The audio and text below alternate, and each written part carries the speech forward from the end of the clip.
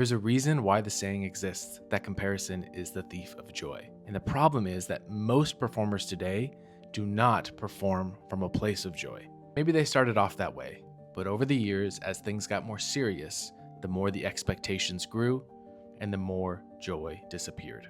As an athlete, I understand how outside pressure can impact performance, as it shifts our mindset. We're no longer just focused on how we are performing by our own metrics, but how we are doing in relations to our peers. Are we ahead of the pack? Are we in the middle of the pack? Or are we falling behind? And we must do everything that we can to make sure that we are in line or ahead of others. The problem is, this mindset does not lead to joy. In fact, I equate it often to being like an old rubber band.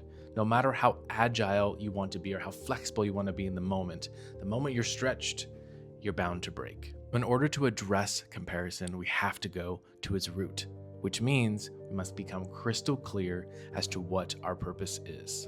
This means getting explicit and writing down why you do what you do. What do you bring to the table that is unique to you? And what are your goals? Now, the last one is very specific. I think a lot of the time in performance, our goals become co-opted by what society thinks or by our teacher or coach thinks, and we kind of lose track of what we want in the process.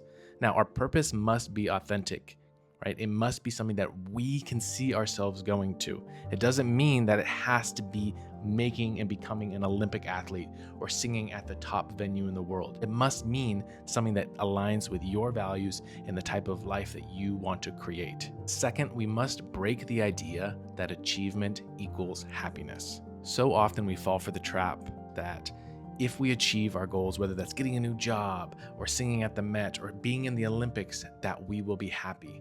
That accomplishment, that moment will fill the void within us that we so long to have filled. This thought process is like a hamster wheel loop that keeps us going and chasing our goals and ultimately comparing our lives and our achievements with those of others. Lastly, we must carefully select our team. There are so many voices today, whether online, in person, it doesn't matter. So everyone's got an opinion about everything. Everyone's an expert about everything. But as a performer, you must be intentional about what voices you are letting into your ears and into your mind. Are these voices furthering you and pushing you towards your purpose? Or are they distracting you and having you just focus on achieving and being the best in the world? Are they focused on you? Or are they pushing you forward?